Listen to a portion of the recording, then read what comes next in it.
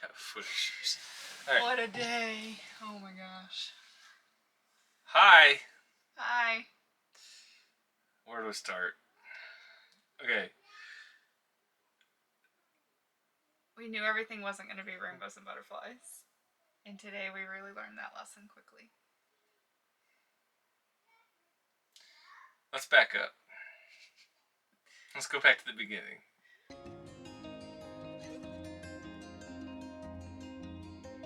Hi, I'm Chris. And I'm Laura.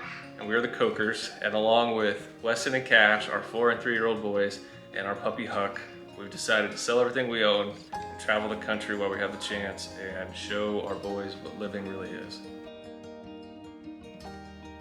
There he is. There he is. Did you go poo-poo? Did you go poo-poo? Yeah.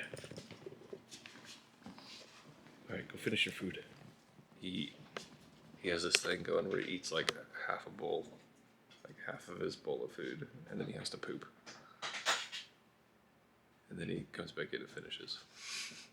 But yeah, it's been really good. We didn't make it like 10 miles the first day. We were in downtown San Antonio, and this guy pulled up next to me and started pointing at the back of the camper. And he was like making a hand signal, and I was like, oh God, what is it? I knew something was wrong right away. And I look up in we have a camera on the back, and I can just see the poop hose, the stinky slinky that we use to dump. And it's just flapping around going down the highway. and so I slowed down, pulled over, and took the first exit. And by the time I got there, it was gone. So our poop hose is somewhere on the side of, what road was it? 410. Somewhere on the side of 410 in downtown San Antonio. I just hope it didn't hit any cars. We just spent day one in Del Rio, a place called Broke Mill RV Park. Actually really good. I'd give it like 4.5 stars. I'd give it 5 if the internet was a little better. It was really slow. It worked, but it was really slow, which isn't a big deal. But it was, other than that, that was the only downfall for being in Del Rio and this area. Pretty nice, super nice people. Check-in was seamless. We drove up and they were standing there waiting for us and handed us some paperwork, told us where to go. We didn't even have to get out of the truck. So super awesome, beautiful area, beautiful sunset, beautiful sunrise. Saw both of them. And now we're off to Big Bend.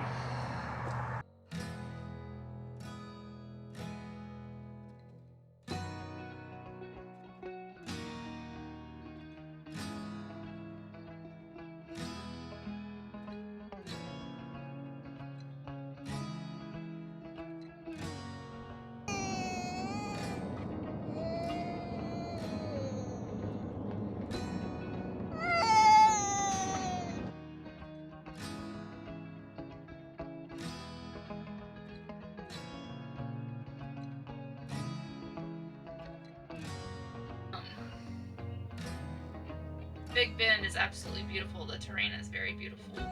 There is just nothing. Nothing. For miles and miles and miles and miles you drive and there's nothing. Beautiful scenery.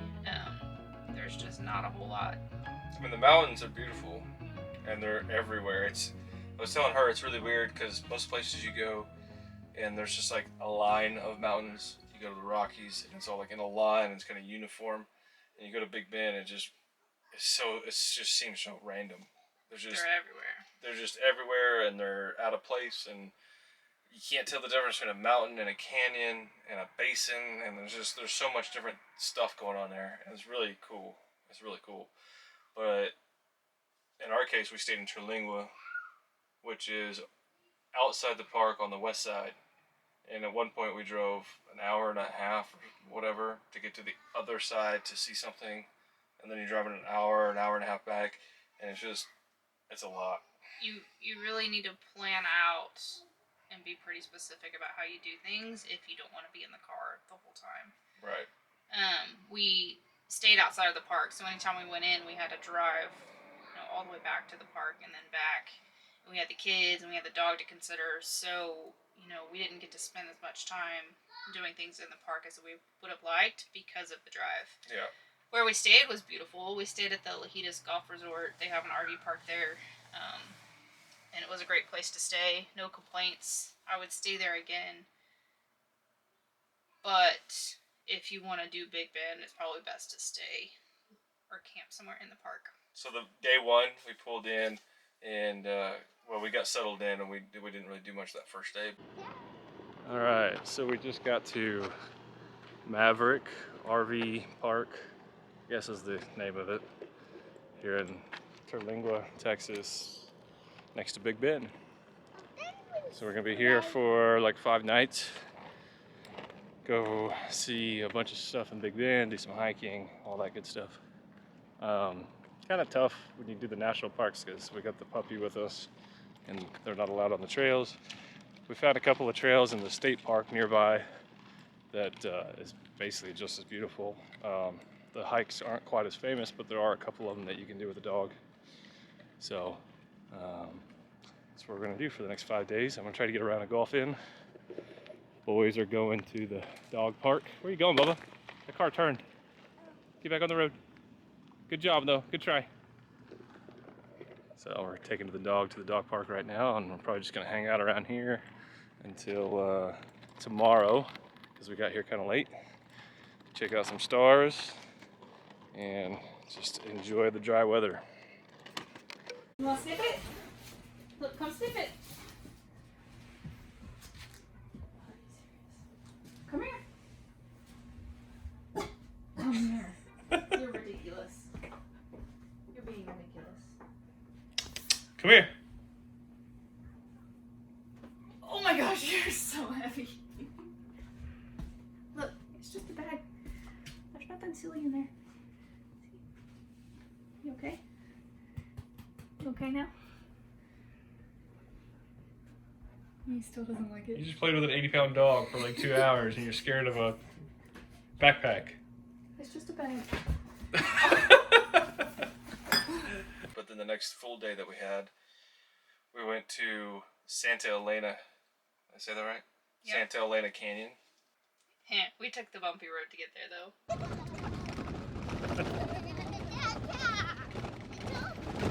Is it bumpy?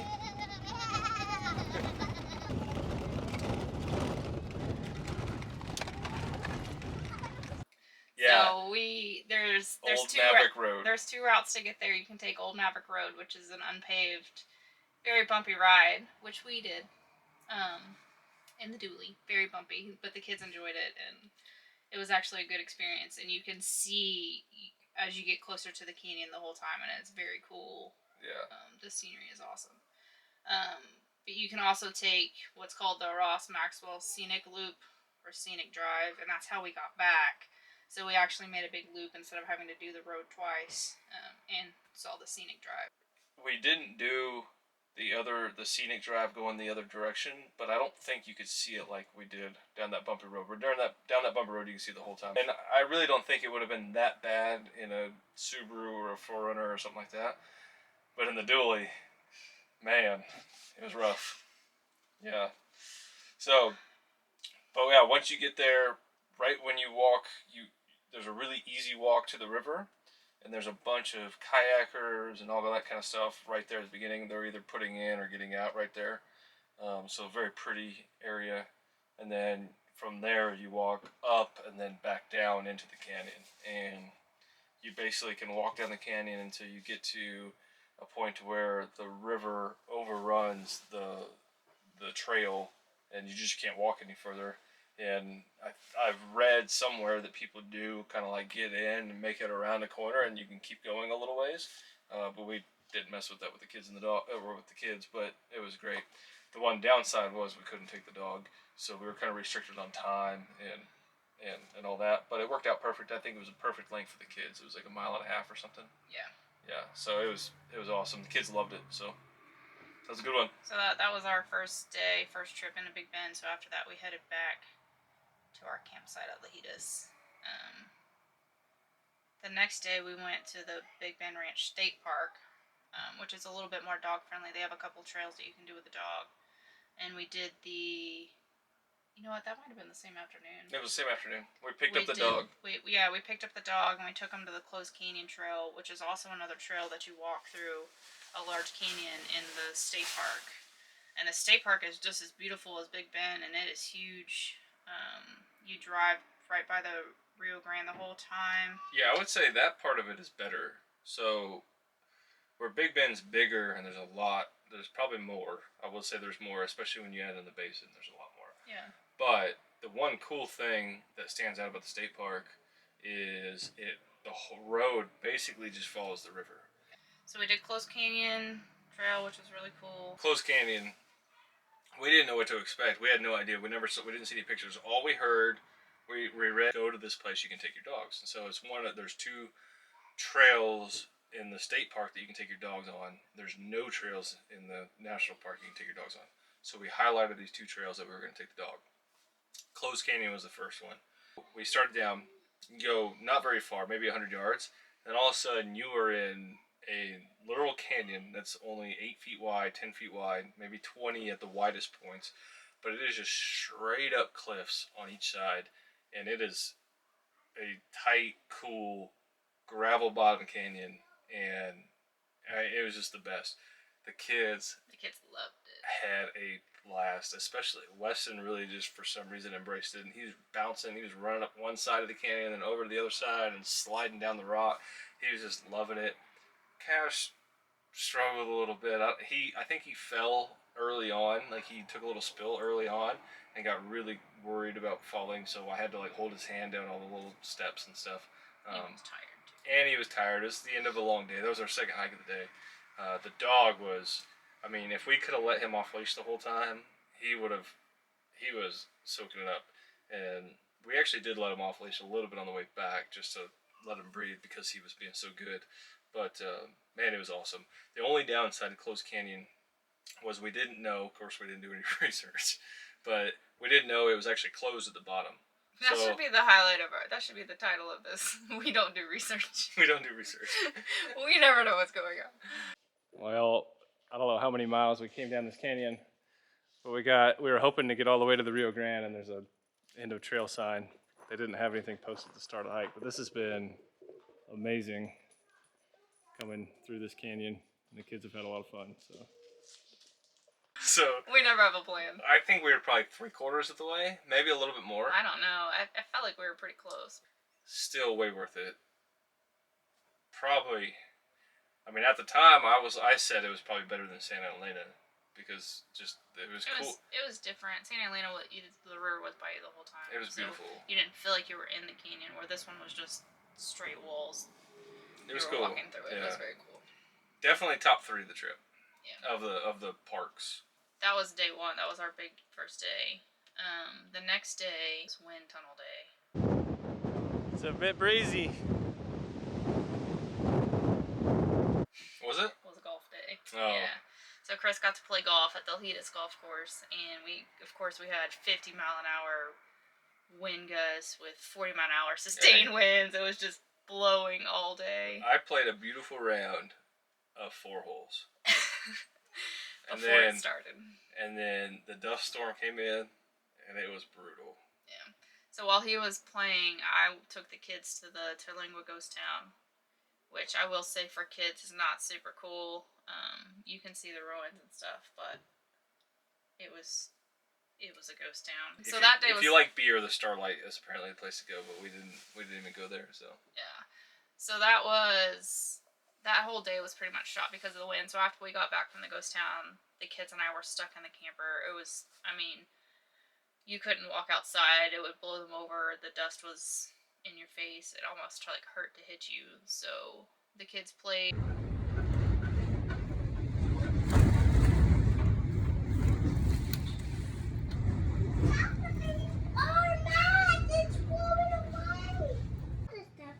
what are y'all doing right now?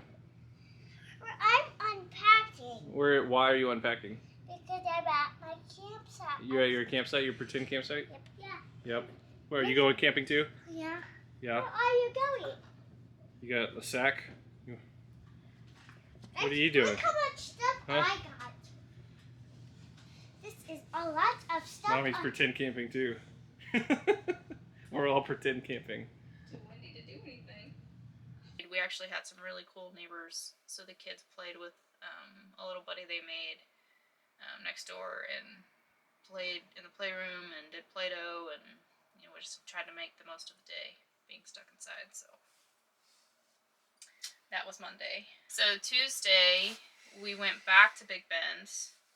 We drove all the way to the Rio Grande Village and to Boquillas. Super bummed that the border's still closed, COVID. Yeah. We didn't get to cross over into Boquillas, the Mexico part. Yeah, they so have a little town there that you can have lunch and do a little shopping. We were take like a bummed. donkey across the river or something. It's pretty cool apparently, but it was closed. But they do have Boquillas Canyon that we hiked, which was awesome. Another super cool canyon. I mean, there's just canyons everywhere. That one was... Yeah, something about that one like spoke to my soul. I wish we would have known a little bit more again, and been able to spend a little bit more time there. We could have packed a picnic, got in the water. Yeah. I mean, it's a very cool area, very tranquil. It was just very calming. I don't like being a planner. There's something about like I like exploring and figuring things out on my own. Like that's part of the adventure to me. It's like seeing what's around the next corner and not really knowing what to expect. Like I love that part of it. But in this particular case, if we would have known how beautiful the Boquillas Canyon was, and the access to the river and all this other stuff, like we would have packed lunches and taken blankets and Could have made a day an of it. umbrella. Like we would have done all that and just like spent some time in the water and swam. Like we would have taken swimsuits and life jackets and all that stuff and just spent time out there. But there was something about that canyon, that particular part of it, that just really had me going. I don't know. It was. I think some of it was the locals. By locals, I mean the foreigners. So because Boquillas, this town of Boquillas is closed to people coming across, that's probably, I would say, 99% of their income. That has to be a huge part of their income before pre-COVID, right? But since COVID, it's been shut down. You can't go over there. So, but you walk up and you see like tacos and tamales, $3 or $2 or whatever, and you see signs, and they have like and there's stuff right on the trail, like right where we were walking, and there's stuff everywhere. Hats, coffee cups, all handmade. You can tell it's all handmade. Beads and stuff, yeah. Citizens, and I'm sure that's a lot of what they sell in the shops on the other side that they're trying to bring over and have people buy. And there's just a little can that says, if you purchase something, put your money in the can. And then you look across a river, and they're sitting under a tree on the other side. So they're crossing in the morning and setting that stuff out, and then crossing back. And then at the end of the day, I'm assuming they're coming back, picking up their stuff, picking up their money, and going back. Just doing everything they can to make it. One guy's over there singing songs, and there's just a jar that says donations for the singer. At one point, I yelled at one of my buddies across the river and asked him if he had any cerveza, and he didn't, but I would have swam the Rio for a cerveza at that point. Cerveza? Oh!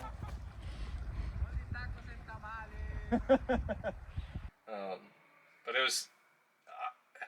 was endearing, and it was kind of sad too. It was tough because those people depend on that, and I wish we would have documented that a little bit more, because that was a big part. That's part of the trip I'm going to remember a lot. Definitely, we're going to have a bucket list of stuff that we want to do, and number one on that list is going over to Boquillas. I think there's a couple things we want to do, and that's near the top of the list, is being able to make that trip over there and spend the day in the town over there, because it looked pretty cool. So, but Boquillas Canyon was great nonetheless. So after that, we went back towards home, and we stopped in Chisos Basin, which again was super mind-blowing. We had no idea. You just drive like 6 miles off the main road and you're in the mountains. Like the elevation goes up, the temperature drops about 20 degrees, and there's trees everywhere. Apparently there's bears and mountain lions. We didn't see any of those, but that was my home. I love the mountains. But Chisos Basin is very cool. If The temperature dropped a good 15 degrees. part of my bucket list is when we go back, that's where we're gonna stay. So they have one of their more popular trails is called the Window View. So there's basically like this window through the mountains that you can see out, and it was pretty hazy that day. Yeah, the day before was the wind day, Yeah. and all that dust. It was dust everywhere. yeah. So we didn't have the best view at the window But it because was typically still you can just beautiful. see forever through this, I don't know, crevice or whatever you want to call it in the mountains, but it was still beautiful. If we go back a full day at Boquillas, maybe even a half day in Boquillas Canyon, and then we're probably staying in Chisos, and then doing all those hikes Without the dogs and without the kids. yeah. It's almost kind of cool though. I almost like the fact that we were able to leave saying like there's like a handful of things that we didn't get to do or that we'd want to That we wanna come redo back a little for. differently. Yeah. So we definitely have a reason to go back to Big Bend. We did Hooters Trail Tuesday morning. Hooters is great. So the trail is very unmarked unless you know what you're looking for. And at the beginning we didn't know what we were looking for. Right, they know the way around. But we stumbled our way around and found the water, which was beautiful and really cool. And the dog was bouncing around and having a great time. The kids really enjoyed it.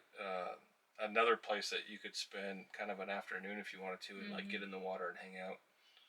And then we eventually found our way back to the trail and worked our way back up, which was really cool because you could see the whole trail from the top of this hill and see exactly where you just were. And that was really neat.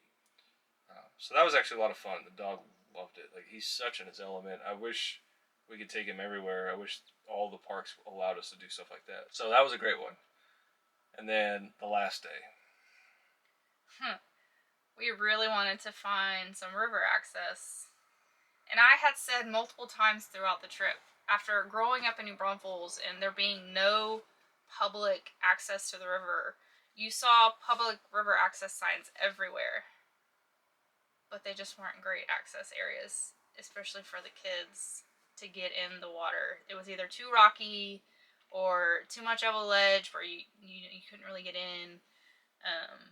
So we tried 3 different spots to get in the water, and the first one was way too rocky. And there was a guy there that said, well, our campsite has a great one.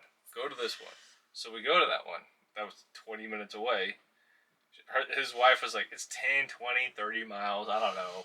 And so we go up there. It's like 20 minutes. So we finally get there, pull in. I'm like, oh yeah, this could be promising. And as soon as I come around the corner, I see a giant naked woman. Like, she's butt naked. I'm like, well, that's not gonna work. Not about to have that conversation Yeah. with my 3 and 4-year-old. Yeah, and I'm not about to tell this lady she has to put her clothes on. It's not worth it. So we're like, well, we know there's another boat ramp style access up the road. So we go to that one. Actually, pretty nice. Not a bunch of people. There are some some kayak expedition guides that are like parked right there, so we know there's going to be kayaks coming. And actually, when we first walked down, I see them up the river, so I know they're about to get off. No big deal. So we go down there. I wade halfway across the river. I'm like waist deep, perfect. Kids come in. I'm like, this is going to be great. As soon as they get in the water, I'm like, it's cold! They freak out. And it really wasn't even that, like, they've swam in way colder. But they weren't having it. And then the boats came in, so that, like, it was like squirrel. And they're just watching these boats. They didn't want to swim. And we stayed there for, 15, 20 minutes. And they're just watching the boats the whole time. And they didn't want to swim. So we spent an hour and a half driving around. Trying to find that place. In and out of water, trying to find, like, the rocky place. We actually stayed there for a while, walking on the rocks. I walked into Mexico, the whole thing, and just, none of it panned out. It was just a whole bust. The whole thing was, the only thing having a good time was the dog. He was having a blast, because he loves the truck and he loves the water. So he's like, in and out of the water, in and out of the truck, he's having a great time. So, stress ball. I wasn't stressed that day. Yes, you were. What was I stressed about? You were just stressed that things weren't going perfectly. You don't like it when things don't go well. Do you know me? Yes. Like, that's the whole point of this trip, is to, like, almost completely change my personality. It's not gonna happen. But I can be more go with the flow, unscheduled, like, And that brings us to Thursday, which is today. So we're recording this in our bedroom. So there's our bed that we're sitting on. And there's our dresser and my glass of wine. And there's the door. And here's where I'm standing. And there is 3 feet of space back there. And there's all this space back here. Where the bed's supposed to go. We get all packed up this morning to leave. And we were literally like 10 minutes from getting in the truck. And one of the last things we do is bring the slides in. And I pushed the button and it didn't work. I pushed it again, didn't work. Pushed it one more time and it went about 2 inches and I was like, uh-oh. Chris, the slide's not working. So we spent an hour and a half. We made phone calls to Jayco. We made phone calls to the closest RV repair guy, which was 78 miles away. And he couldn't even come out. I think the dog wants water. Oh, that guy's telling us he can't get out there that day. And Jayco is telling us that she was very friendly and tried to be helpful, but she couldn't.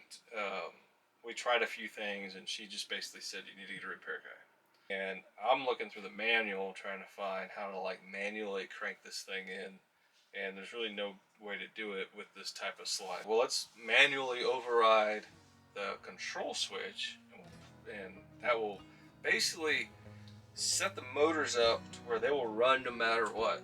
And even if they run into something, they won't stop. And I'm like, well, that sounds sketch. Pretty sure we're gonna break something. But we did it, and I hit the manual override button, and Laura flipped the switch, and thing cranked right in. Here we are. And Slides in. Now we're scared to put it out. now we got the slide in. I'm pretty confident that we can keep it working. I might have to do the manual override every time. So here we are. So here we are. We made it to New Mexico, and yeah, we'll save this. We'll save where we're staying and all about that for another video. We basically just demolished all of our plans for the future today in the last hour. Thank y'all so much for watching, and hit that follow and like button and turn on those notifications so you can catch us on our next video. We're going to be checking out White Sands along with some other awesome places throughout New Mexico and on our way to Arizona. See you guys. Happy camping.